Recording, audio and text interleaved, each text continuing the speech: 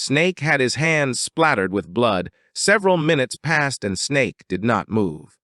And just then, a fly that was wandering around the area approached him. Several flies began to fly in circles around Snake's corpse. The spell to resurrect was so powerful that Snake had lost his life trying to deactivate it. Now on the ground there was a crater, and in the middle was the body of Camus Morgue and the corpse of Snake. The eyes of Camus Morgue, who was bleeding from her mouth, were filled with exhaustion. She did not know how much time had passed, and her burned body did not move. She was lying on the floor, and the floor was full of blood. She better than anyone knew that this was the price one had to pay for using a forbidden spell to bring back the dead. They were on the 666th floor of the Hall of Darkness, and the only thing that could be seen from below was a small light, so no one was going to come to this space hidden deep within the Hall of Darkness. She accepted that she was going to die in this place, and although her master, who had died in her place, would find this ridiculous, she had already tried everything and no longer had the will to live. She began to remember the last time she had seen Vikir in the forest. Our boy turned his back on her and prepared to draw his sword. If there was something she regretted, it was that in the end she never got to meet him. She closed her eyes, thinking that maybe by dying she would finally be able to meet Vikir. Someone mentioned that she seemed to want to live. Upon hearing this, with the little strength she had left, with an exhausted gaze, Camus Morgue opened her eyes and couldn't help but feel somewhat confused. Her attention was fixed on Snake's corpse lying beside her in a tired tone. She couldn't help but wonder why she was hearing a voice, and whether she might be hallucinating. The voice began to sound again, revealing that it wasn't a hallucination. They had come here after feeling her longing. Camus Morgue, who didn't even have the strength to move, asked if they were a demon like the ones she read about in books. The voice confirmed her theory. Realizing that she seemed to know about demons, the demon decided to get to the point. They could save her with their power, asking if she wanted to make a contract with them. Camus Morgue, who was losing more and more blood, refused since she had no attachment to life. Upon hearing this, the demon became curious and asked what it was that she desired. Camus Morgue began to think in silence, not knowing what to say. The demon's attention fixed on the shattered ground, and they soon realized that Camus Morgue had tried to use the magic circle to resurrect someone. The demon asked if there was a dead person she wanted to see. A demonic smile appeared, and the demon revealed that this was her specialization, since after all she was the demon of indulgence and corruption named Seir. She decided to help Camus Morgue meet the person she wanted to bring back to life, asking her to make a contract with her. The eyes of Camus Morgue slowly began to open and shine with a light of hope. She began to observe the demon and ponder in silence. She remembered Snake's words before dying. He had pushed her into the water, saying that he hoped she could reunite with her loved one. Camus Morgue closed her eyes, not knowing what to do with the little strength she had left. She accepted and decided to make a contract with the demon. Upon hearing this, an excited smile spread across the demon's face. Camus Morgue opened her eyes, which began to shine with determination. She had thought that she had tried everything, but if there was still a path left, she couldn't give up. It was night, and the moon was shining high in the sky, and on the outskirts of the city stood the castle of the Morgue family. Camus arrived at the castle, and seeing that she had returned, the guards decided to help her enter. With a worried gaze, Adolphe, who was panting heavily, and several guards approached the entrance of the castle. Camus Morgue, who had recovered from her wounds, entered the castle and began to walk down the hallway. Adolphe's attention was fixed on her, and upon seeing that she had returned, he froze and asked if she knew how worried he had been about her. Now Camus's hair color had changed. With a sad gaze, she began to look at the ground, not knowing what to say. Adolphe's gaze was fixed on her hair, and his eyes widened in confusion. He wanted to know what had happened to her hair, and what she had been doing during the last 10 days, believing that that bastard Snake must be behind it all. With a cold expression, Camus Morgie walked past her uncle without saying a single word. Seeing this, Adolph's eyes widened in confusion and his jaw dropped in surprise. Camus Morgue clenched her fists, began to walk away from her uncle, and with a sincere expression apologized, saying that she was tired. Adolph and the guards turned around and their attention focused on her. Everyone was somewhat surprised, not knowing what was happening. The demon, Seir, manifested herself and couldn't help but smile and feel pity, asking if it was okay to ignore an uncle she hadn't seen in a long time. Camus Morgue's eyes began to shine with determination. With a furious gaze, she gave the order to the demon to shut up. She began to walk down the hallway, which had a beautiful ceiling lamp. She made it clear that if the demon did not demonstrate her usefulness, she was going to break their contract. The demon decided to show her powers. That was how her contract with Seir began. The demon, Seir, was going to grant a portion of her power to Camus Morgie and was going to help her reunite with Vikir van Baskerville as payment. Camus Morgie would have to grant Seir full control of her body for 1 hour each day, remaining completely unconscious during this period. Additionally, Camus Morgue was forbidden from saying anything related to Seir and demons. After that day, she met with the demon Seir in the forest, where she extended her hand and began using her powers, making evil energy emerge. There were 2 abilities that Camus Morgie obtained from Seir. Camus Morgie, who was holding a lock of hair, opened her palm and let it fall to the ground. Then she extended her hands and, using her powers, began to revive a dead person. Seir crossed his arms and with a smile began to watch in silence. Thanks to the power of the demon, she had the ability to find what she wanted and the ability to revive a corpse. Several seconds later, she managed to successfully revive someone who had red hair. Camus Morgue clasped her hands and her eyes filled with tears and astonishment. She had revived Rose without losing a second. She threw herself and gave her a hug. Camus Morgue had been able to find her cousin who had died at the hands of the barbarians. After a few days, they returned to the Hall of Darkness.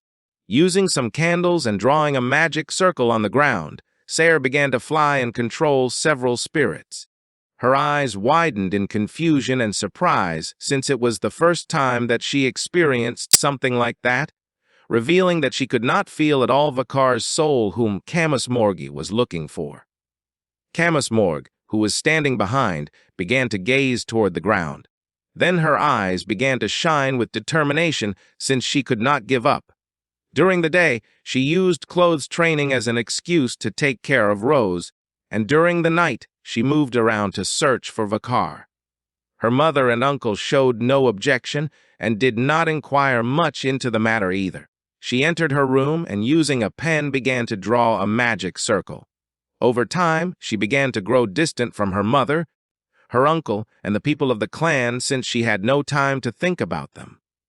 To find Vikir, she had no time to think about anything else. One day while she was in the Hall of Darkness, someone started laughing. Her eyes filled with surprise and confusion. Behind her stood someone wearing an elegant suit. With a furious gaze, she turned around and asked how they had gotten in here. It was a demon who began to smile and said that his business was not with her. Dantelion's eyes began to shine with evil, and a smile spread across his face, revealing his true form. He extended his hand and with a penetrating gaze gave the order to Camus Morgue to bring Seir, and that is how, after that day, Rose disappeared. While Seir's eyes were shining with evil, with a smile she explained to Camus Morgue that her ally, the 9th Corpse, said he needed a servant, and had taken Rose, revealing that once this guy disappeared, it was hard to find him again. Dantelion, an ally of Seir and a demon, took Rose and disappeared. Camus Morgie became furious, extended her hand, and asked how Seir had let Dantelion take her cousin. Seir extended her hands, turned to her, and with a smile explained that Rose was dead. She could fix her again, so she asked Camus Morgie not to get angry. The eyes of Camus Morgie began to shine with rage. She clenched her fist, and it didn't take long for her to realize that deep down, she was a demon. And the day she went looking for Rose, she reached the dormitories of the orphanage, where Vikir had defeated the demon Dantelion. It was night and the building was cut in half. When she revived Rose, someone appeared. Camus Morg's eyes widened with curiosity, and she turned around. It was Vikir. With a piercing gaze, our boy drew his bow and prepared to launch a mana arrow. Back in the present, the wind began to blow, moving strands of Camus Morg's hair. Our boy mentioned that some time had passed. Upon seeing Vikir, she fell to her knees on the ground and her eyes filled with tears and sadness. Vikir had taken off his mask, and she began to observe our boy through the gap in the wall of skeletons in silence. With a cheerful expression and a smile, Vikir realized that she had changed a lot since the last time he saw her. Seeing that Vikir was alive, Camus Morgu's eyes widened in surprise, and she couldn't help but cry and was about to let out all the things she wanted to ask him. Vikir moved away from the wall of skeletons and began to walk toward her.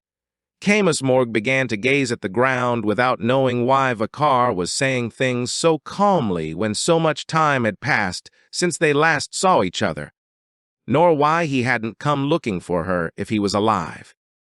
Vikir didn't know how hard it had been for her, nor how much she had fought to be able to see him again. While our boy was getting closer to her, Camus Morg couldn't help but freeze and didn't say a single word. Vikir stopped in front of her, realizing that she had made a contract with a demon. He wanted to know what had happened. She didn't say a single word, since she wanted Vikir to see her as a cool woman in her final moments, even without asking. She could feel that the depth of Vikir's eyes had never looked so deep before.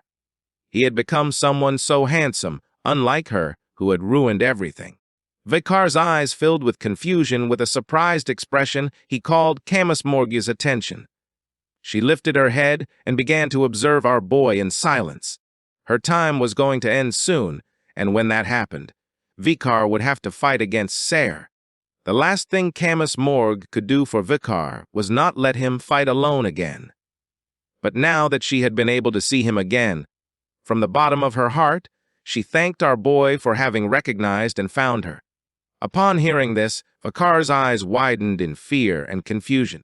A magic circle appeared beneath Camus Morgi, and then spikes began to emerge from it. With eyes full of tears and happiness, she gave Vikir 100 points out of 100. The spikes shot toward her. Camus Morg closed her eyes and with a smile admitted that she was happy. At that moment, a pool of blood appeared on the ground, and splashes of blood fell on Camus Morgu's face, making her eyes fill with surprise, leaving her in shock. Just before the spikes could hurt her, Vikir gave her a hug, taking the spikes directly. With a confused and fearful gaze, she asked why Vikir had done this.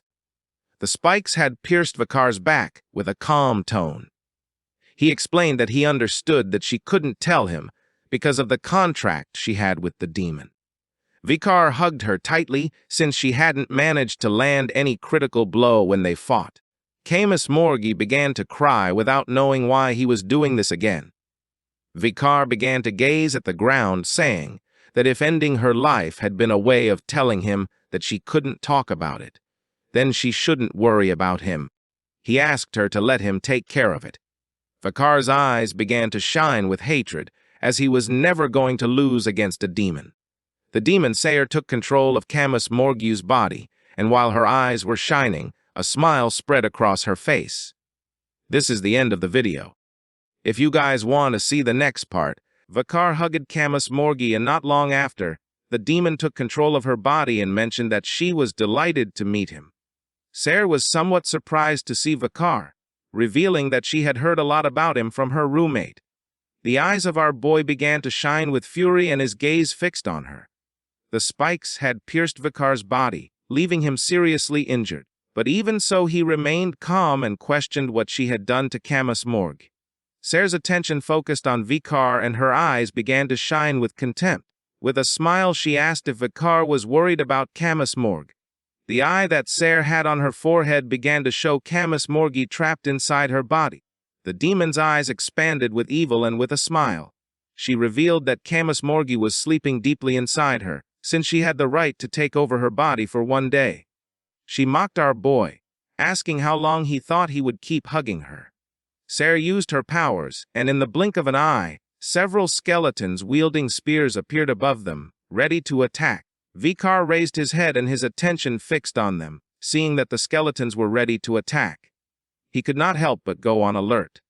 The skeletons attacked fiercely using the spears, but just before the attack could connect, Vikir stopped hugging Camus Morgue, jumped and landed far from the area, dodging the attack at the last second. Seir stood up and began to observe Vikir in silence. While the demon's eyes were glowing, she touched the bodies of the skeletons, making them turn into ashes. With a demonic smile, she mentioned that they were inside Andromalius' exclusive trap. Realizing that Vikir was the one who had killed her comrade, she couldn't believe that the guy Camus was looking for was that demon hunter. She started touching her chin with her hand, began to gaze toward the sky, and her eyes widened in confusion. For her it was strange, since she didn't know how there could be a person who knew so much about them, the 10 elite corpses. Seir extended her hands and began to walk toward our boy, remembering that he had a soul that not even she had been able to find with her demonic eye. She did not know if Vikir was really from this world. Vikir, who had his hand resting on the ground, began to observe her in silence and did not say a single word. Upon noticing Vikir's silence, a smile spread across Seir's face. According to her, he was a cold man, so she assumed he would respond if she told him the pitiful stories of Camus Morgue. In an instant, the wounds that the spikes had left on Vikir's body disappeared as if nothing had happened. Vikir began to stare at the demon with a gaze full of fury. Seir revealed that to see a man, Camus Morgue dabbled in the forbidden spell of complete resurrection. She explained that Camus Morgue had failed, resulting in her being unable to move her body. In the destroyed room, she remained lying on the floor for several days. She had already tried everything and no longer had the will to live. The demon asked if Vikir wanted to know something funny. Seir's eyes began to shine with evil, and with an arrogant smile, she began pointing at herself, revealing that just before she could die, a demon appeared to give her new hope. Upon hearing this, Vikir's eyes began to shine with hatred and rage. Seir mocked him, saying that after forming the contract, it had been heartbreaking to hear Camus Morgue long for him. Vikir began to imagine Camus Morgue thrown on her knees with her hands on her head and crying. She regretted having sent him away alone, her eyes filled with tears and guilt, since if only she hadn't been captured by the barbarians, none of this would have happened. She wished she had died instead of Vikir. While her body was lying on the ground, she couldn't help but wonder why Vikir hadn't come to see her, begging not to be left alone. With a smile, the demon began to imitate Camus Morgue's voice, saying that she missed him. Consumed by hatred, Vikir drew his sword and lunged at her, seeing that he was ready to attack. Seir extended her hands and a smile appeared on her face. With a cold gaze, Vikir swung his sword forcefully, but just before the sword could harm her, Vikir stopped. Vikir's attention was fixed on the sword and her eyes began to shine with joy. With an arrogant smile, she realized that Vikir was well versed in contracts formed with demons. If she died, Camus Morgue would also die.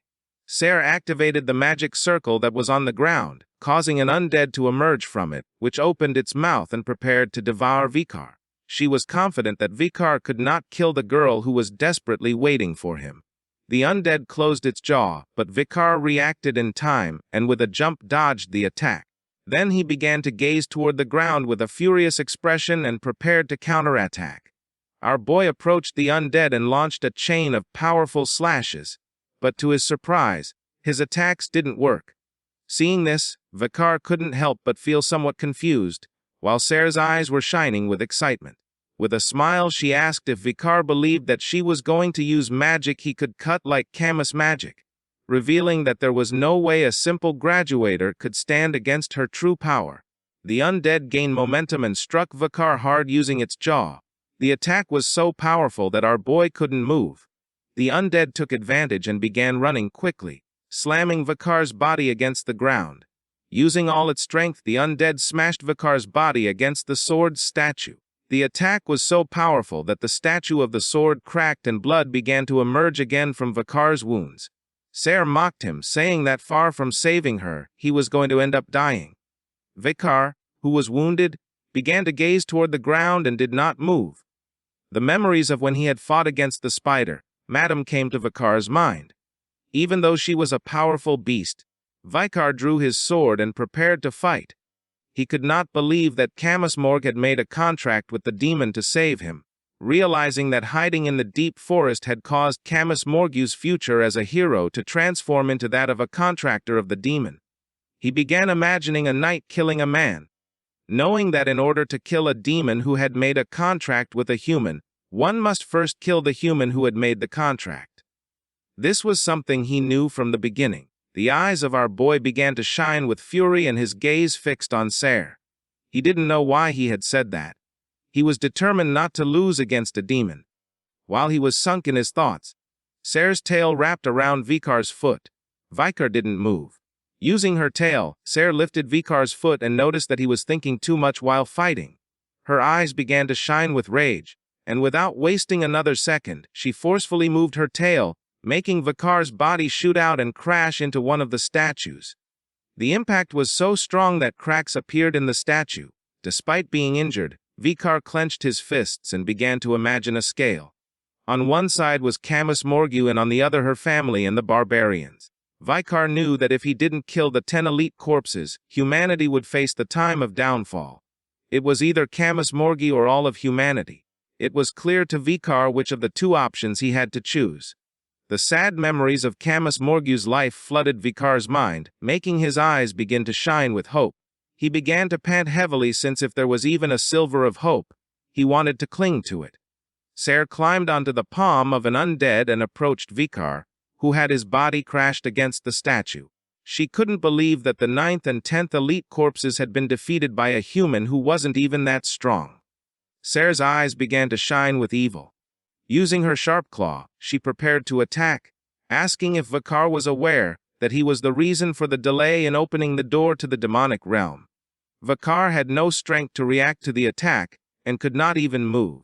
Seir attacked with all her strength, making her claw pierce through Vikar's chest, destroying the statue into pieces in the process. Smoke began to emerge from the area. The demon drove her claw even deeper into Vikar's chest, causing him to open his mouth and start screaming in agony. With his body trembling, Vikar tried to move his hand. Seir felt furious upon seeing that Vikar was still thinking about saving Camus, when he was just an insignificant graduate who couldn't even defeat her. Her eyes began to shine with evil and an arrogant smile appeared on her face since after all Vikar was just a pathetic human waiting for a miracle to happen. Upon hearing the word miracle, Vikar began to think, and not long after he extended his hands and grabbed the demon's horns. Seeing this, Seir's eyes widened in surprise and confusion. Vikar clenched his teeth tightly and mentioned that he liked the sound of that. Seir's attention was fixed on him, and she couldn't help but go into shock. Just before she could take another breath, Vikar gave her a strong headbutt. The blow was so strong that Seir's body began to tremble and her eyes started to shine with fear, causing her jaw to drop. Vikar gave the demon another headbutt, clenched his teeth and asked if Camus Morg could hear him. Seir had her claw stuck in Vikar's chest. Our boy tightly grabbed the demon's horns and mentioned that it was hard for him to cut down this demon and save them all by himself. Vikar's voice began to sound until it reached Camus Morg, who was sleeping inside the demon. Our boy begged her to resist the contract since her contract with the demon, which was binding her soul, was not absolute. He trusted that she could do it since she was skilled in magic. Camus Morg, whose body was bound, did not wake up. Vikar revealed that her soul would burn his payment for going against the contract, but he was going to kill Seir at that very moment. With eyes shining with determination, Vikar began to shout, swearing that together they were going to create a miracle. Seir's attention fixed on him, and her eyes widened in fury. Consumed by rage, she pulled her claw out of Vikar's chest and gave him a powerful kick, making his body fly away. Our boy's body began to bounce on the ground until it crashed hard against another of the statues. Vikar descended to the ground and decided to turn Vikar into an undead soldier. She swore to make him work to cover for the 9th and 10th corpse and destroy humanity. She extended her hands and began to walk toward our boy. Vikar also descended to the ground and placed his hand on it. He stood up, and while he was wiping the blood from his chest, he swore to kill her. Vikir began to gaze at the ground and couldn't help but imagine the letter he had received. For him it was strange to think that the content of that letter, which he had believed was unreliable, would be his only hope now. With his body full of wounds, Vikir drew his sword and began to walk toward the demon. Our boy's attention was fixed on the statue of Hugo. He would have never thought that Hugo Le Baskerville would help him in this life. The demon Seir showed her true form. With a furious gaze, she drew her scythe and gave Vikir the order to die. Vikir began to stare at her intently, clenched his fist tightly, and his eyes began to shine with determination. He had never expected that he would become a swordmaster. Vikir could see Seir, who was tied inside the third eye of the demon. He began to observe her carefully, vowing to protect her. This is the end of the video. If you guys want to see the next part. A few days ago, Hugo took out a pen and began to write a letter to Vikir.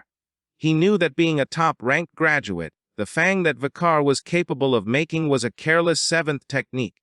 To perfect this technique, he had to become a sword master. Hugo was in his office, and while the sunlight was coming through the window, he continued writing. He was writing the process he had gone through to become a sword master. Hugo began to imagine himself holding the sword and with eyes shining with determination. He had become swordmaster shortly after Vikir was born. The image of Roxana and Penelope came to Hugo's mind. After losing them, he fell into despair and spent his days obsessed with the sword. Hugo spent all day swinging the sword in the training wing. Hugo began training at a very young age until he became an adult, and gradually his movements became more precise. At that time, his rank was top-ranking graduate, but to become a swordmaster, he had to wield his sword every day. After arduous training, Hugo gripped his sword tightly until several seconds later he opened his hand, letting the sword fall to the ground. Hugo began to observe his hands, and his eyes widened in desperation, making him sweat. He had trained so much that he had calluses and scratches on his hands. But no matter how much he wielded the sword, he could not reach the level of sword master. With the feeling that he was clinging to a burning nail, he checked the books in the library of 10,000 epistles and found it, the words of an ancient swordmaster who left them for his descendants. He opened the book, which contained a magic circle, and according to the book, to become a graduate one must discard all emotions. However, to become a swordmaster, one must recover their emotions.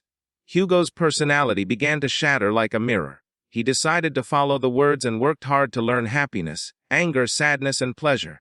He tried various ways of being happy, angry, sad, and excited. Hugo put his hands over his face and started to go crazy, since trying forcefully to create emotions had severe side effects.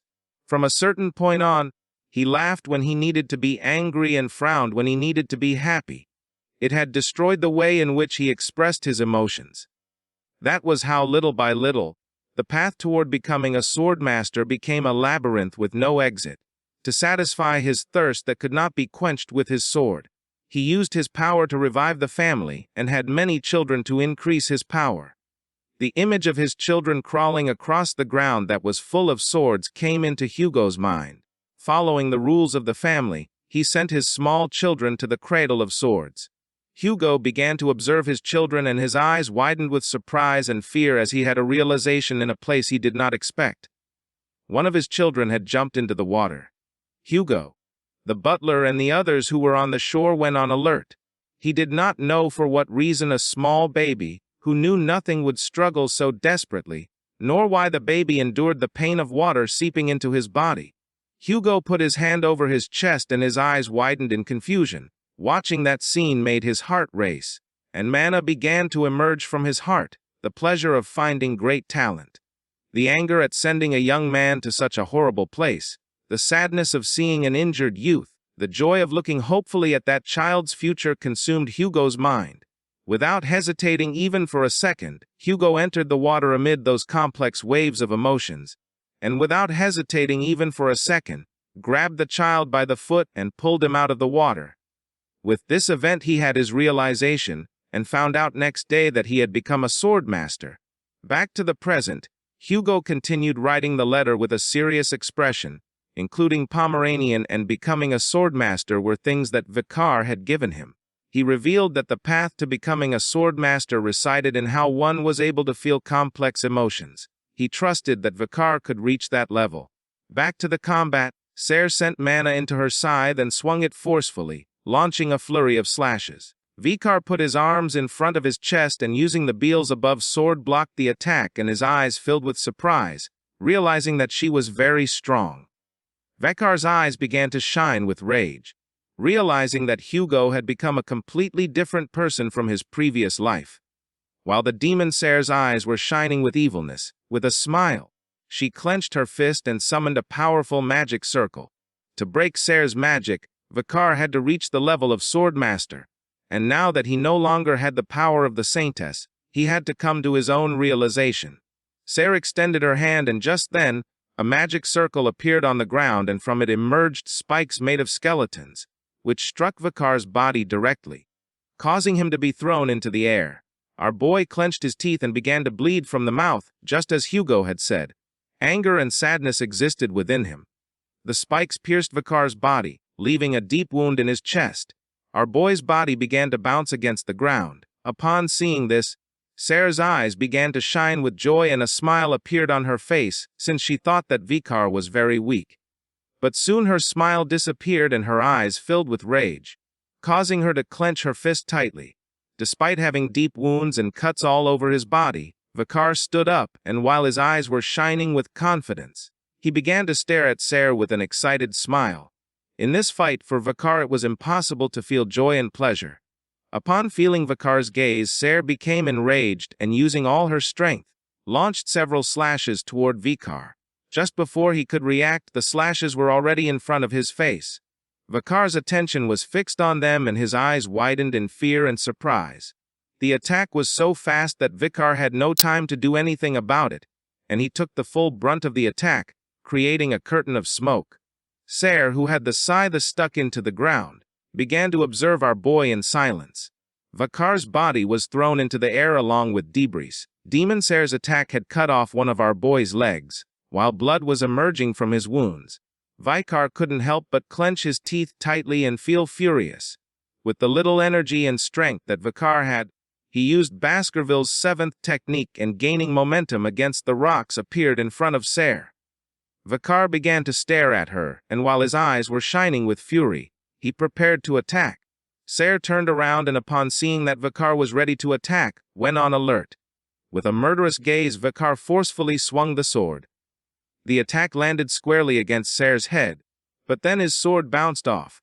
Seeing this, Vikir's eyes widened in confusion and many questions came to his mind. Meanwhile, on the other side, Seir couldn't help but smile. With an arrogant expression, she called Vikir piece of shit, realizing that he had no ability to learn. She grabbed Vikir by the face, revealing that it was impossible for him to break her armor. Vikir grabbed Seir's arm and his eyes filled with fear and surprise. While Seir's eyes were shining with evil, she threw Vikir, causing his body to crash against the ground, destroying it into pieces. According to her, Vikir's attacks were not powerful at all. She grabbed Vikir by the neck and while her body was releasing a demonic aura, she closed her eyes and with a smile couldn't help but wonder what it was that Vikir was trying to do. Vikir no longer had the strength to resist. Seir stepped forcefully on Vikir's chest and used her powers, causing a magic circle to appear under her feet and from it hands began to emerge.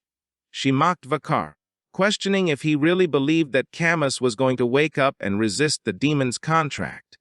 Several red hands emerged from the magic circle, and one of them grabbed Vikir by the head. While smoke was coming out of Vikir's nose, he couldn't help but feel furious. Little by little, the hands began to cling to Vikir's body. In an instant, our boy was completely immobilized. Seir's eyes began to shine with joy. She stood up, extended her hand toward the sky and with a smile asked Vikir to try resisting the next attack. The magic circle appeared in the sky and from it a horde of hands shot out toward Vikir. The hands struck Vikir's body with force, creating a large curtain of smoke over the area. The attack had been so powerful that there was now a crater in the ground and in the middle was Vikir. Our boy had lost an arm and there was a pool of blood beneath him. Despite having mortal wounds and his body covered in blood, Vikir began to move. Seir's attention fixed on him and her eyes began to shine with confusion. She started to observe our boy in silence. Supporting his hand on the ground, Vikir began to gaze toward the floor and prepared to stand up, seeing that he had not died after receiving the last attack.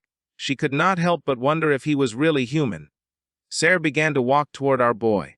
The mere act of standing was exhausting. Even with the ability of the healing salamander, Vikir could no longer heal his body. Vikir began to remember when he had embraced Camus Morgi with tears in her eyes, and with a sad gaze she asked why she was alone again. With his body trembling, Vikir decided to get up and move.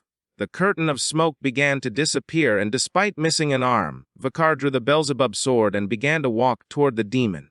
Just then, Camus Morgi called Vikir an idiot, mentioning that she didn't want to see him again just to see that expression. Vikir's attention, who had a bruise on his eye, was fixed on Seir, and his eyes widened in surprise, leaving him in shock. Seir's eyes began to shine with confusion and rage, since she didn't know what was happening. Camus Morg began to remove the demon's skin from her face, and her eyes began to shine with confidence. With a smile she said that she had done just as Vikir had said. Seeing this, Seir panicked and reminded her that if she resisted the contract, her soul would be shattered. Using both hands, Camus Morg began to remove the demon's skin from her face and neck, and with a confident smile admitted that Seir couldn't last long, asking Vikir to cut her into pieces. She also revealed that if Vikir failed, then her neck would become his sheath. Our boy started to gaze toward the ground and let out a sigh. A smile appeared on his face upon seeing that she was making jokes in this situation. Realizing that she had truly been born to be a heroine, he decided to give her 100 points out of 100. Camus Morg took off the demon's skin she had on her neck, and with a smile asked if Vikir had realized that now. She extended her hand toward Vikir, asking him to show her the man she had fallen in love with.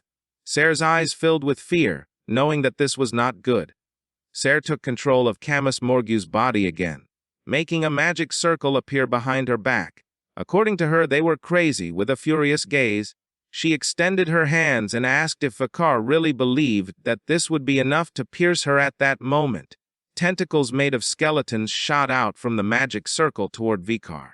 Vikir drew his sword and the blade began to emit an intense mana. Our boy started walking toward her and swung the sword with precision, cutting the tentacles into pieces. Seir's attention focused on our boy and her eyes widened in surprise, leaving her in shock. Vikir's heart began to shine and mana started to emerge from it. He realized that this was what Hugo meant when he said the heart had so many emotions. He could feel emotions that he normally did not feel. Camus Morgi was trapped with her arms tied inside the demon's third eye. She was happy that Vikir had not forgotten about her. With a sad gaze she began to lift her head. Gradually the light began to enter. Upon seeing this, Camus Morg's eyes filled with tears and joy. Vikir cut the demon's third eye, and with a smile sat right in front of Camus Morgi, and began to observe her with a joyful gaze. Upon seeing this, her jaw dropped in surprise. Vikir was angry because the heroine of the future was hurt, and he was sad because she was fighting alone. But he was also excited to have the perfect reunion of them. That was what was inside him. Vikir clenched his fist tightly and an intense mana began to emerge from his sword. The eyes of our boy began to shine with excitement, and with a smile he swung the sword. In an instant, Vikir pierced through Seir's body and appeared behind her. The demon froze in fear, not knowing what was happening. She turned her head and her eyes began to shine with confusion. Vikir turned his back on her and started walking away. At that moment, Vikir's mana began to enter her body, causing her terrible pain. This is the end of the video. If you guys want to see the next part,